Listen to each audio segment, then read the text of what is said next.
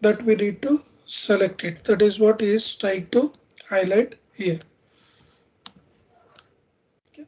Again, uplink shade channel, random access channel. So why they are calling this as a channel? Okay. So what is the why they are referring it to a channel? So our channel, or we call it as a bandwidth. So this, if I tell a bandwidth between a transmitter and a receiver. Okay. So this channel, how you are going to divide it, right? So how, which channel you are going to select to reach to your destination, right? And what should be its frame format, and whether I can reuse this channel or not. So these are all questions which will arise when we are discussing about a network channel. Okay. So first we are trying to understand what type of channels are present. The next concept will be how this frame format for these channels have been segregated. Right. Then we are going to do the modulation or demodulation technique for these channels. So to take your data to the receiver. Okay. That is the whole structure of this part we were trying to highlight. Clear?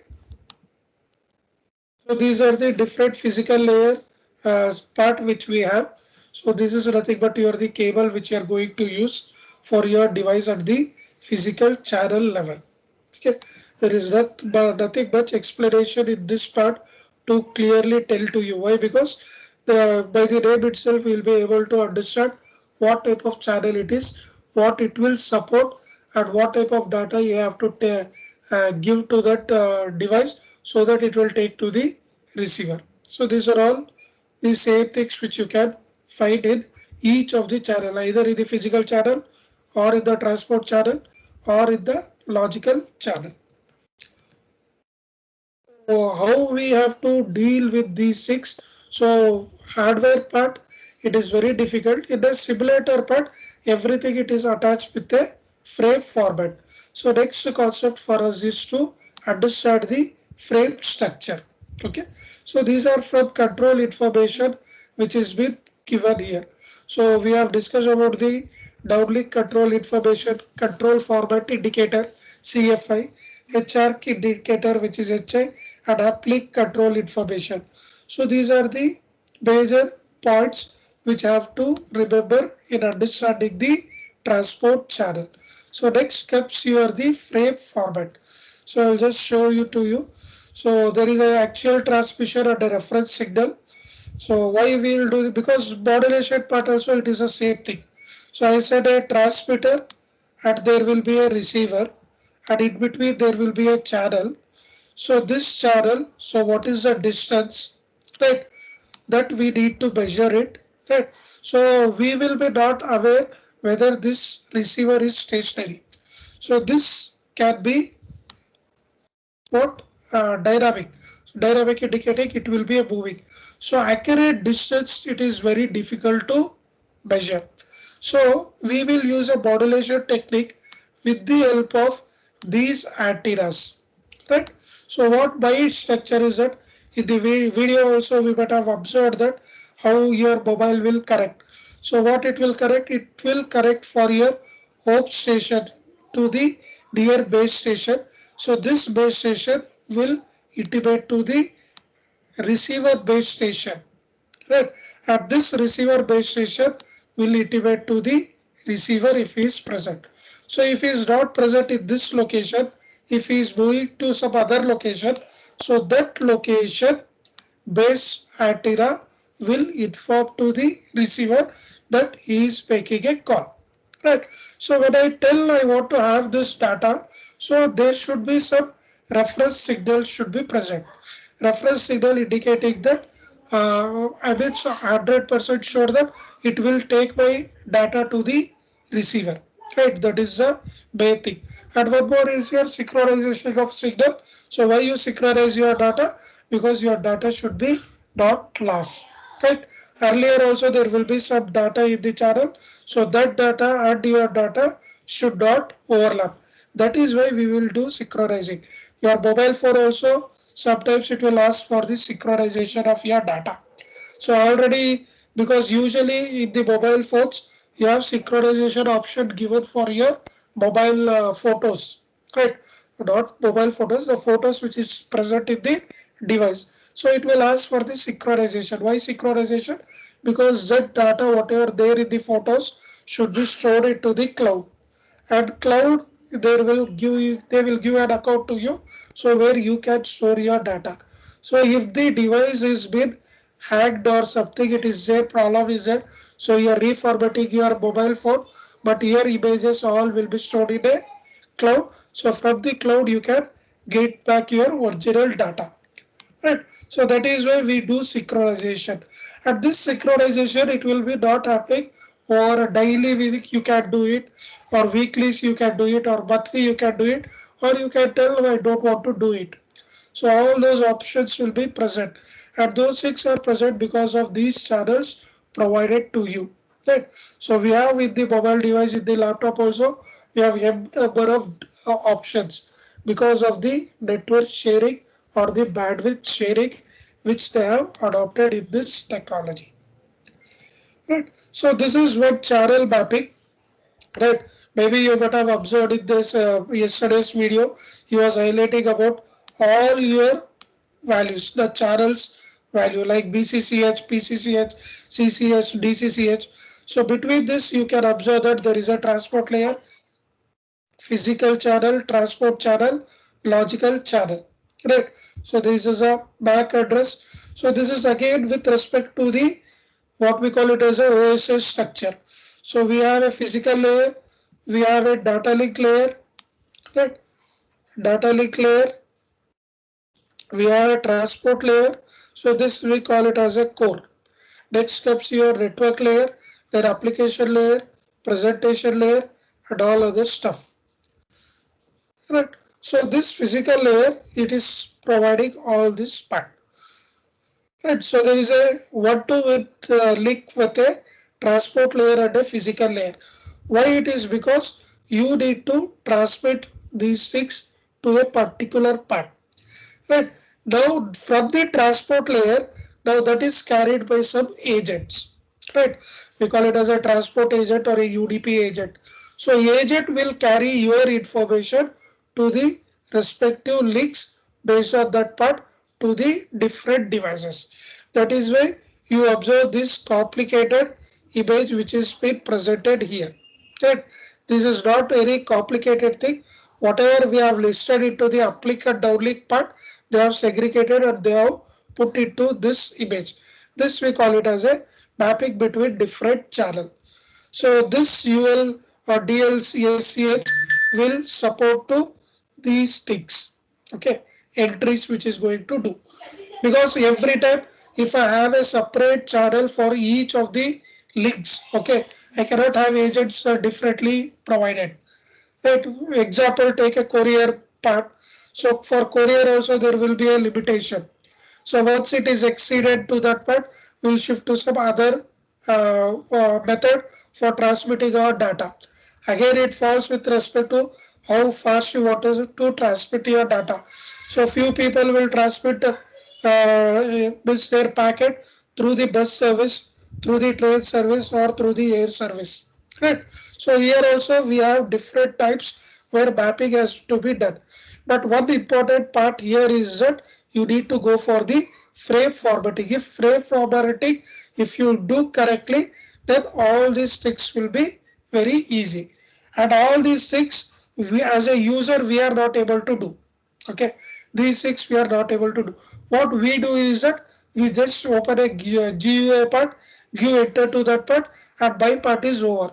So yes, day before yesterday also, you have seen a video where we have observed that your analog signal will be converted into a digital signal, and for your digital signal, a modulation or demodulation process will be processed.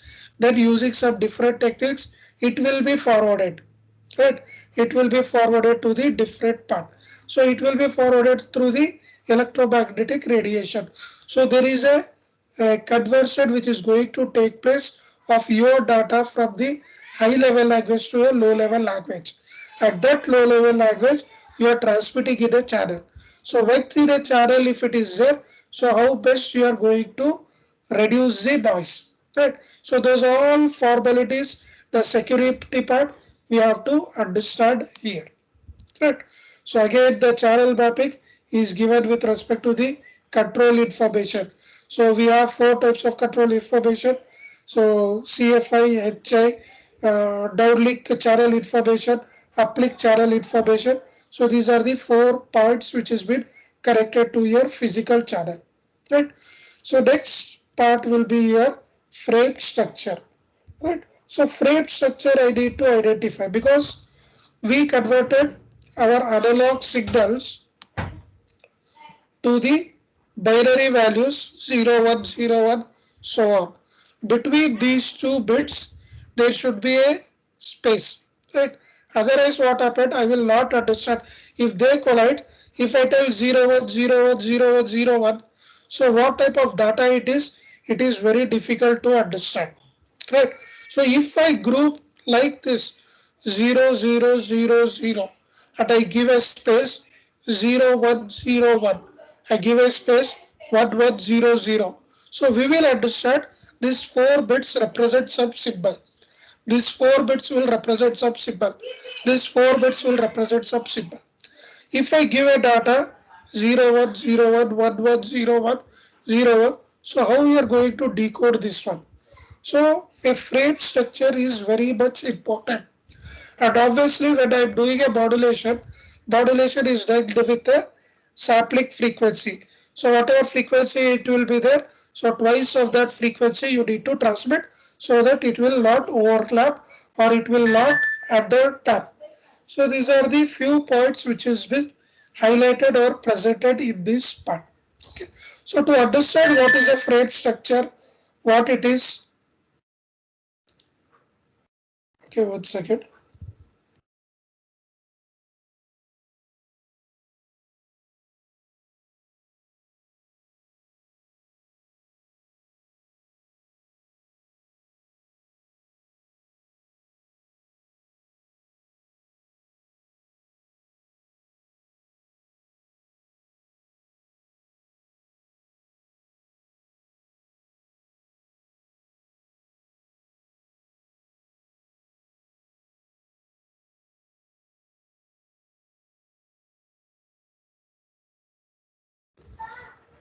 Sorry for the interval. So frame structure we need to understand for that one. So that frame structure first he has given with respect to the frame time, right?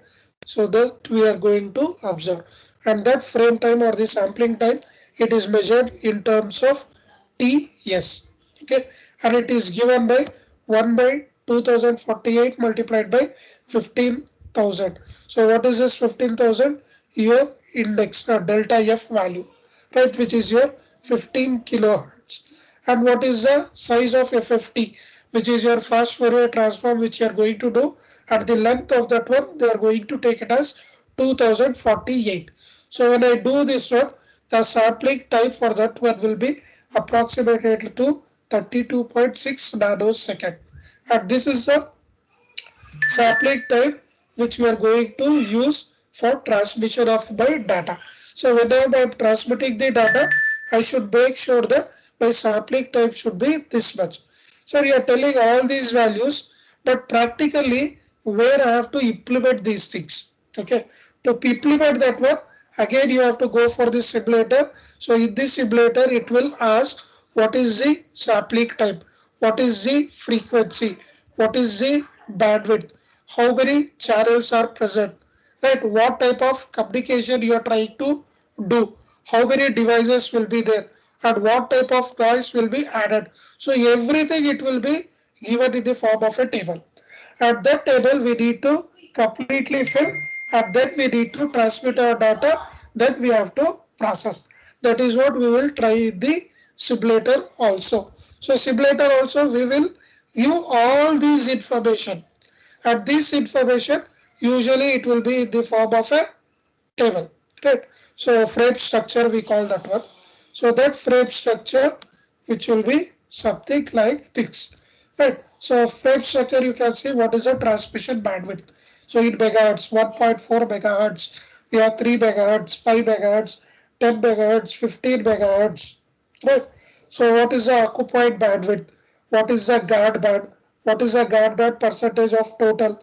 What is the sampling frequency? What is the FFT size? So we have to go for this, right?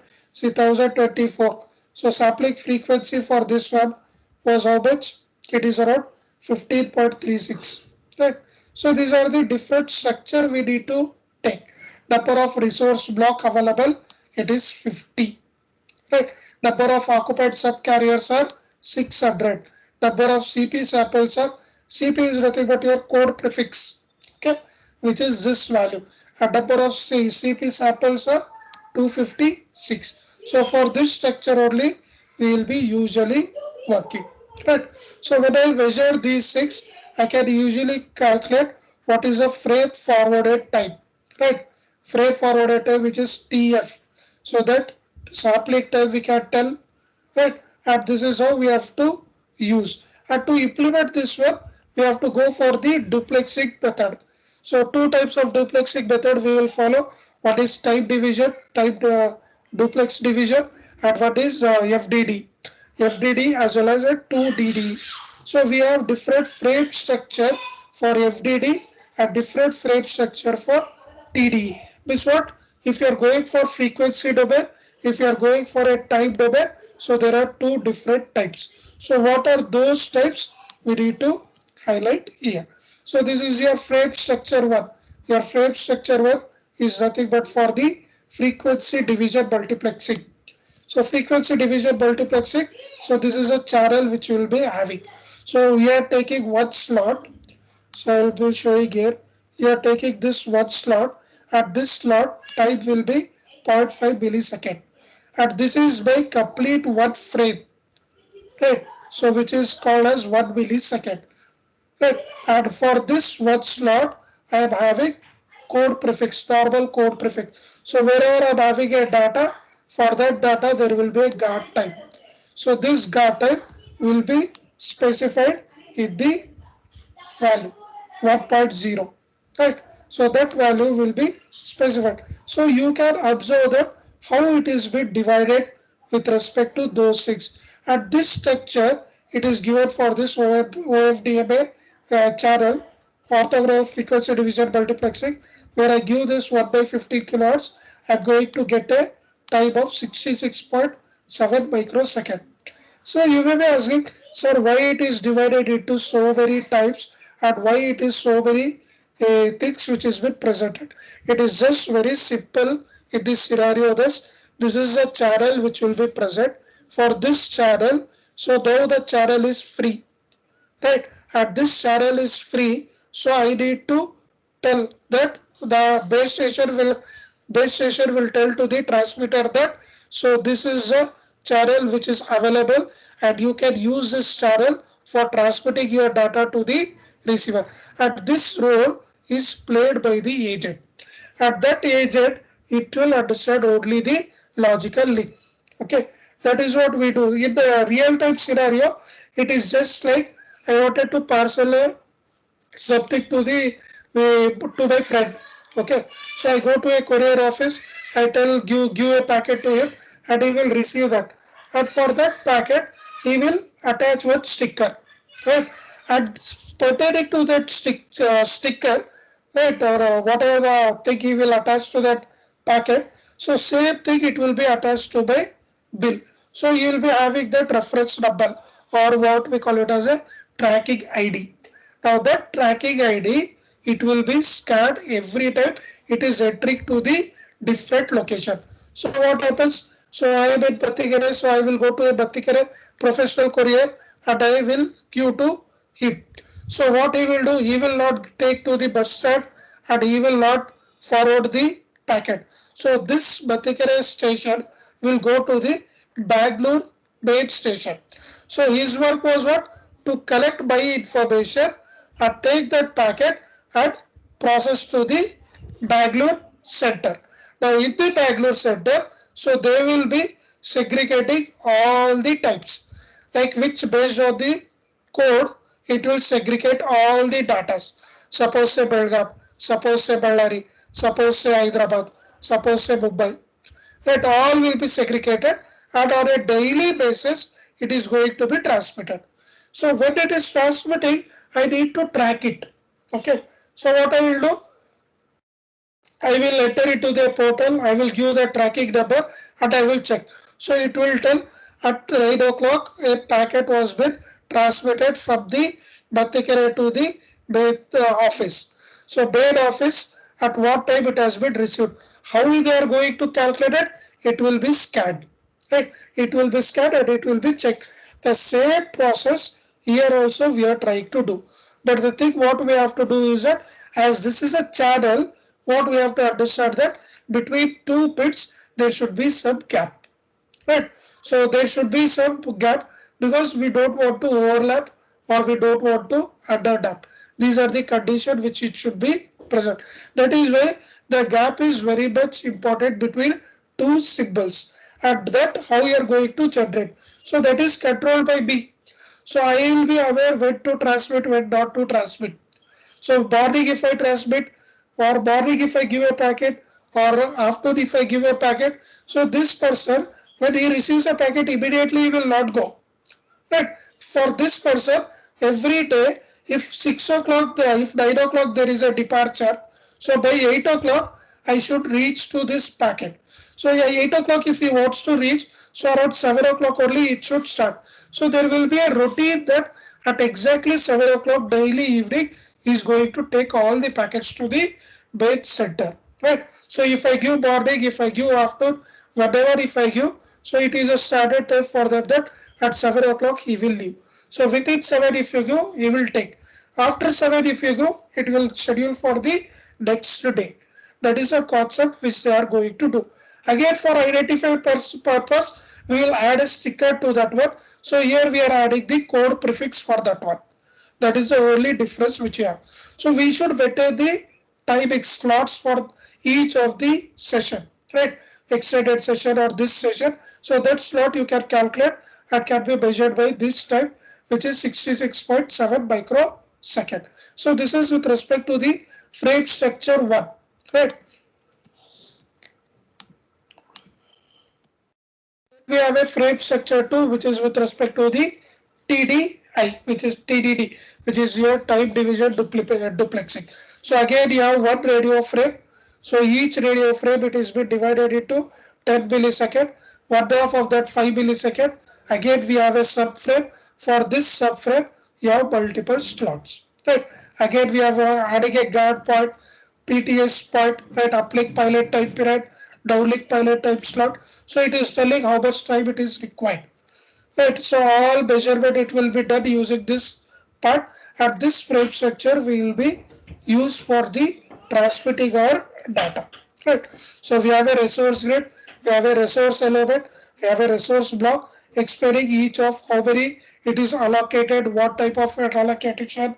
Because in the optical fiber communication also we will see, or in the CCN also when we are talking about 1 Gbps, 2 Gbps or 10 Gbps, more than 10 Gbps if I am taking the cables, it will tell how many sub-carrier section will be there, how many sub-frames will be provided.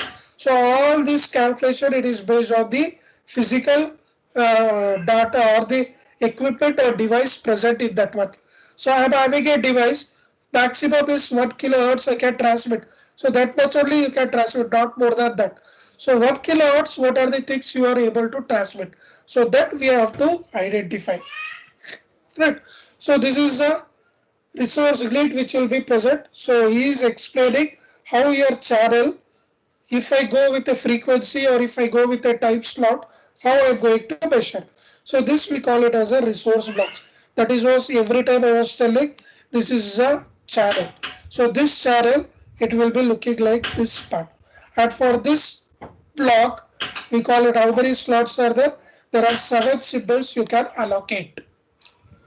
Right, there is a 7 symbols you can allocate and you are having how many 12 sub carriers which is equivalent to 180 kilohertz.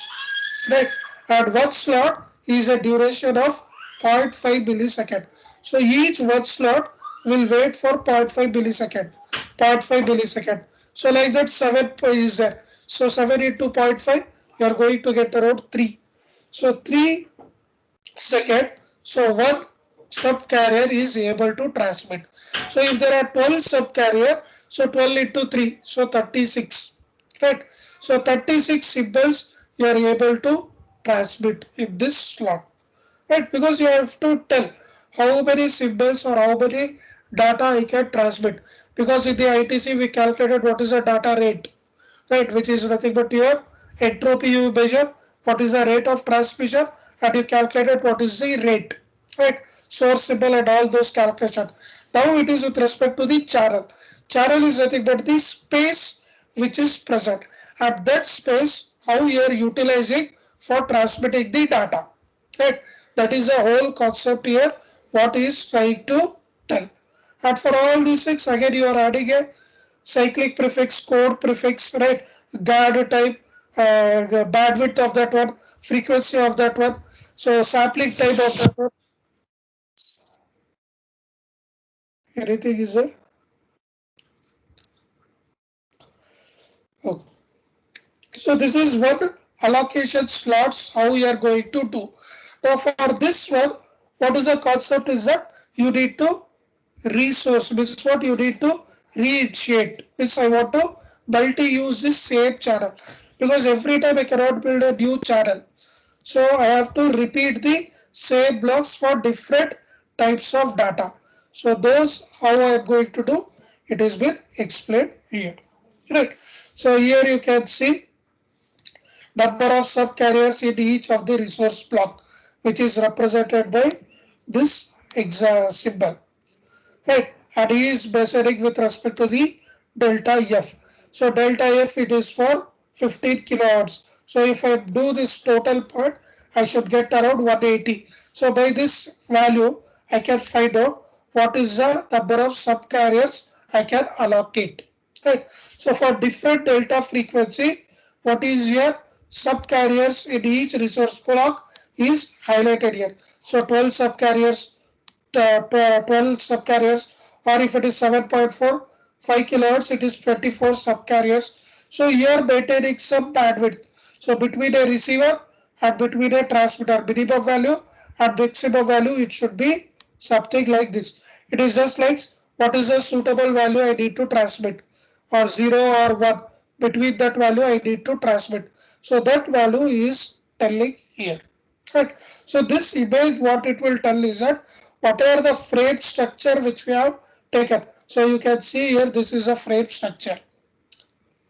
Right. At this frame structure it is nothing but for the frame structure one which is for the frequency division. So for that frequency division, so this one slot is allocated with this 7 subcarriers or 7 symbols, which is one slot. And like this, how many frequency values will be there? So many it will schedule. Right. And this channel I can use for my transmission purpose. Right. And this is the thing which will be present. So it is just orally we have to understand that. So frame structure, it will fit into the resource grid. Now resource grid, it will check all the values to what speed, what rate, how it should be transmitted. So then it will take to the next receiver. That is the only part which is present in this structure.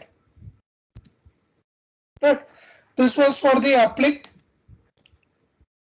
uplink structure, because as a transmitter, right, I have collected the data and I have transmitted. So that transmitted data, so this is my frame structure. So this will be my data. All others I will be adding header and trailer, which is nothing but a frame format. So this frame format it will be present. At this frame format it will be mapped to your resource grid. And I have transmitted. So my work is over. So I have taken a mobile phone, I have typed a message, I have given a mobile number there, and I have pressed the send button. So next what will happen? Your messages will be converted. It will identify the suitable path. It will recognize for the destination, it will find out. So those all work will be done from the frame structure. and that is allocated to your mapping, which is this part. Okay, so you have this at a transmitter side. Next, similarly, we will be having at the receiver side. So receiver also should be able to understand. Okay, so now by transmission, so how much loud I need to speak in the class. If it is a classroom, in the classroom, so I will check how many desks are there, how many people are sitting in the classroom. Based on that one, by frequency I will increase. Okay, so I will accordingly change by frequency thing. But as a receiver, you all people who will be there, so few people who are at the initial bench, who are there in the first bench and second bench, because my voice will be loud. Okay, so my voice will be loud. Why? Because there are around 6 to 7 desks, and 7 desks, row 1, row 2, sorry, column 1, column 2, column 3. So what I have to do is that I need to increase my voice, which is done by the modulation part. Right. So who are there to near to me, they will be thinking that I am speaking in a loudly, right? Because they are nearer to me. So obviously sometimes they will be treating that I am just a high pitch, so it is a disturbance for them. But for the last batch people, they will be hearing for the, if I speak in this fake pitch also, for them it will be very low because they are far away, right? So these all things will parameter. So at the receiver type also, you should be able in a position whether you are able to receive that data properly or not. For that also you have the structure, you have the guard band type. So how many elements it can take is that 50 into 12 into this one. So maximum value, minimum value, average value it is going to check for bandwidth 10 megahertz and for delta F 15 kilohertz, and these are the elements you can receive at a time which is speaking. Okay. So the downlink resource grid has N, DLRB, NRBSC and DL symbols, right? Resource element. So what is this resource element? It is nothing but this value, okay, over frame, total frame, then this value, this is a second frame, and this value, this is a third. And these three elements should map. That is what he's trying to highlight here. Okay. So resource element again is taking for individual each of the blocks and is trying to tell because you want to tell the basic unit of a resource element which spans symbol by one subcarrier. So which is for this one subcarrier, how much duration it should be, what is the size. So that he is highlighting here. Okay, resource block again is continued here. Then it is what? Resource allocation. So we have identified the resources. For these six, how we are going to allocate the channels, right? So we have different types of channel. So resource allocation role is to dynamically assign available time frequency resource block to the different user equipments. Okay, so why it is your requirement? Because I am having this channel, whether I am having only one transmitter present, so there will be multiple transmitter, right? At these multiple transmitter, it should allocate the, because we have seen that in the video also, that video it was showing like a cell, right? So in this cell, we were highlighting the part. So here people were standing. So at this allocation cell also, it was two types which was present. Right. So how allocation will be done? Because you need to service that part. So who is initiating? So if I want to make a call, so I should be initialized. Right. Then I need to send a command. So that command will be taken care by the base station to allocate all the channels to you. So these are all the steps explained how it has to be scheduled or allocated a resource grid to the user equipment, right? So this is a user equipment, how it will be allocation of resources to the resource channel. So those points he has explained here. So here also you can see that three different kinds of resource allocation is present. One is type 0, what is type 1, what is type 2. And these all with respect to the dynamic scheduling which is performed at the E node B based on the channel quality information fed back from the UE and the DL resource allotment information is sent to the UE or the PDCCH channel. So packet data channel which we have used, that will be used for the transmitting of your data. Right. So resource allocation, this part, the type 0 or type 1 or type 2, this part we will cover in the next session. Okay.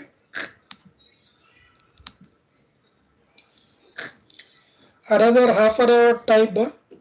Sorry.